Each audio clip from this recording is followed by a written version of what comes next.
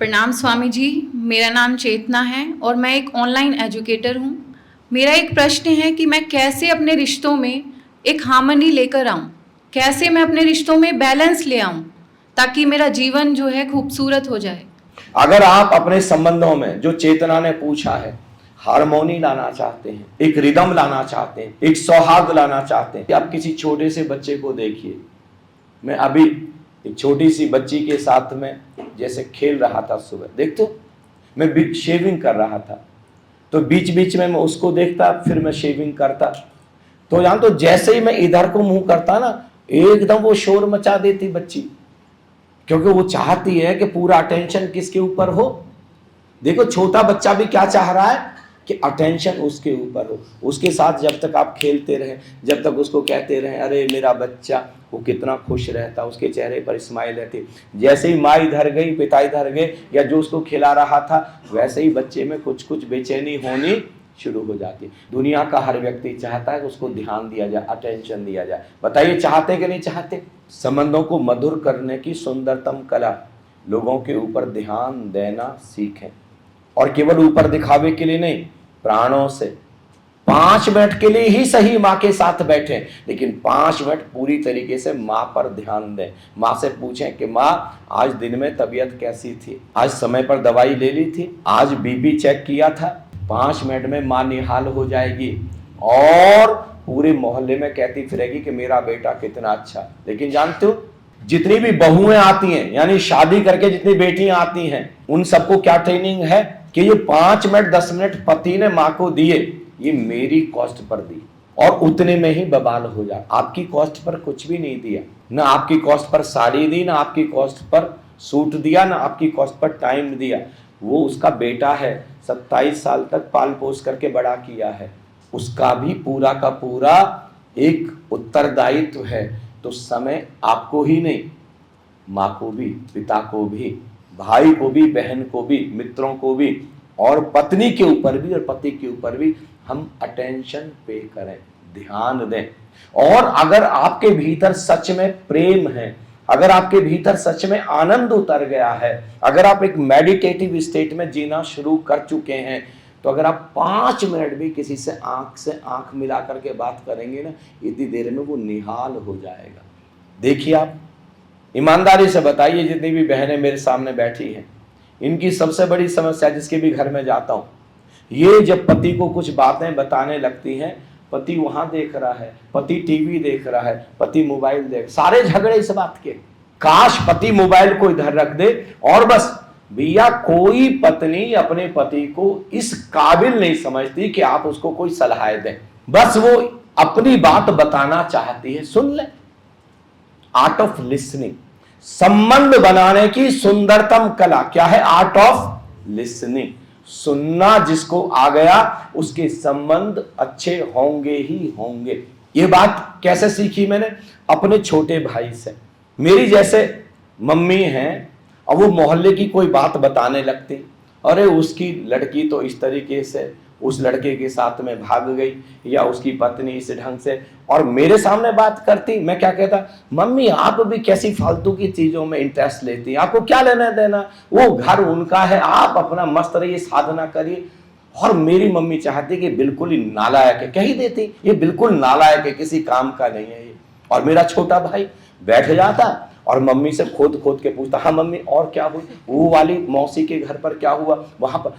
आधा घंटे में मेरी मम्मी निहाल हो जा, करता कुछ नहीं वो, बस मम्मी की बात को गौर से धीरे धीरे ये कला मुझको आ गई। अब मैं भी मम्मी के पास बैठ करके सुनता हूँ, हाँ मम्मी क्या हुआ, अब मेरे भी संबंध बहुत सुंदर है। Art of listening. पत्नी की बात को गौर से सुने, छोटे बच्चे की बात को गौर से सुने, माँ की बात को गौर से सुने, बस सुन लें और इतने भर में आपके संबंध बेहद मधुर हो जाएंगे। और एक चीज बताता हूँ आपको, संबंधों में हार्मोनी लाने के लिए एक सुंदरतम चीज, तारीफ सुनना पसंद है कि नहीं पसंद है? हमने कोई अच्छा भोजन बनाया और कोई तारीफ करे कि वाह बहन जी क्या सुंदर दाल बनाई है, अच्छा लगेगा हमको कि नहीं? अगली बार उससे भी ज्यादा अच्छा बना के देंगे कि नहीं? क्या वास्तव, वाह क्या मलाई कोफ्ता बना, कमाल कर दिया आपने, अच्छा लगा सुन करके कि नहीं? हम सब लोग अपनी तारीफ सुनना चाहते हैं, लेकिन तारीफ करने में इतने कंजूस हैं, हम तारीफ करते ही राइट एप्रिशिएशन, राइट। अगर आप अपनी पत्नी के साथ, पति के साथ, भाई के साथ, बहन के साथ, बॉस के साथ, सबऑर्डिनेट के साथ, मित्रों के साथ रॉन्ग एप्रिशिएशन है, रॉन्ग एप्रिशिएशन तो चापलूसी होती है, बटरिंग होती है, गलत तारीफ नहीं, कुछ तो ऐसा अच्छा होगा उस व्यक्ति के अंदर जी तारीफ करने के काबिल होगा, उसको एप्रिशिएट करें और आपके संबंध मधुर होने शुरू हो जाएंगे। कौन कौन सी चीजें बताई, रिपीट कर दूं? एक तो अटेंशन, ध्यान दें, एक एप्रिशिएशन, और एक मैंने क्या बताया, गौर से सुने। एक चीज और बताता हूं, अटेंशन देने की सुंदरतम कला, धन्यवाद दें, ग्रेटिट्यूड व्यक्त करें, और संबंध इतने मधुर हो जाएंगे। क्या शिकायत संबंधों को तोड़, शिकायत में बताओ, जब आप कंप्लेनिंग एटीट्यूड में आते हैं, जब आप शिकायत से भरते हैं, तब आपके अंदर से नेगेटिव रेज निकलेंगी कि पॉजिटिव रेज निकलेंगी? बताइए, जोर से बताइए, नेगेटिव निकलेंगी कि पॉजिटिव? शिकायत और निंदा के समय आपके अंदर कभी भी पॉजिटिव वाइब्रेशंस हो ही नहीं, और पॉजिटिव वाइब्रेशंस ही संबंधों को मधुर करेंगी। नेगेटिव वाइब्रेशंस कभी भी संबंधों को मधुर, संबंधों में कभी हार्मोनी नहीं आएगी नेगेटिव में। इसलिए निंदा और शिकायत से बच जाएं, इसके बदले क्या करें, तारीफ करें और साथ में धन्यवाद, अहोभाव। आपके संबंध इतने मधुर, इतनी हार्मोनी, परिवार में इतना सब कुछ।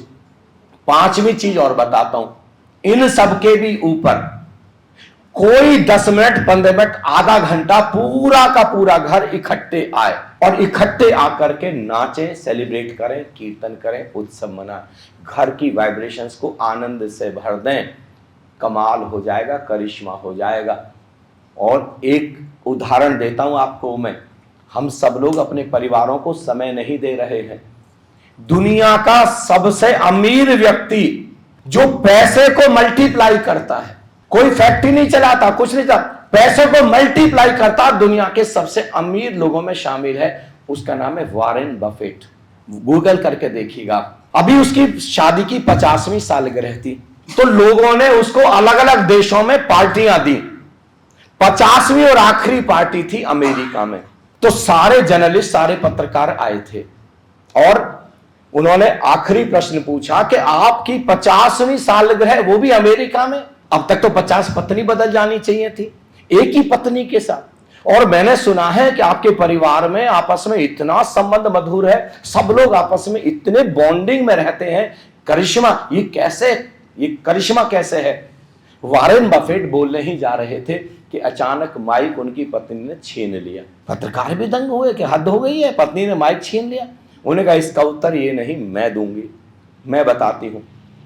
हमारे घर का एक नियम है, 8 बजे भोजन के लिए सब लोग भोजन की टेबल पर आएंगे, पूरा परिवार। तो सब लोग घर में 7:30 बजे तक लौट के आ जाएंगे, कहीं भी रहेंगे, कितना भी इंपॉर्टेंट काम होगा, 7:30 बजे लौट के आ जाएंगे।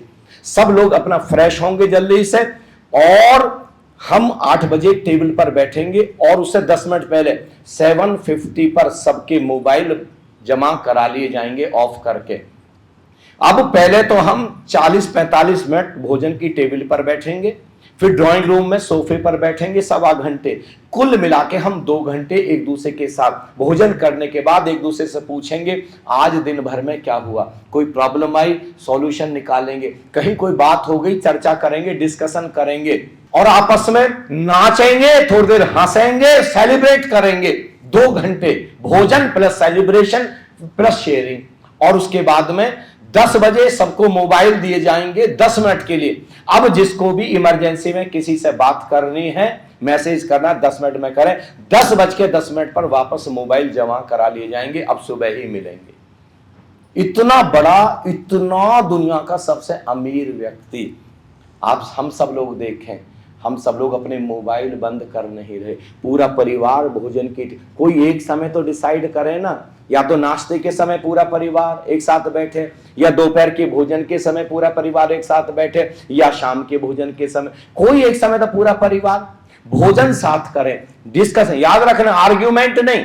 हम सब लोग देखें हमारे परिवारों में, हमारे रिश्तों में क्या है, डिस्कशन ना के बराबर होता है। चर्चा ना के बराबर में होती है, कम्युनिकेशन नहीं, संवाद नहीं होता, वाद विवाद होता है और इसकी वजह से संबंधों में हार्मोनी नहीं रह पाती। कुछ इन चीज़ों का पालन करें, हम संवाद करें, हम डिस्कशन करें, हम आर्ग्यूमेंट से बचें, धन्यवाद करें, एप्रिशिएशन करें, अटेंशन दें और नाचें, सेलिब्रेट करें, एक साथ थोड़ा सा समय स्पेंड करें।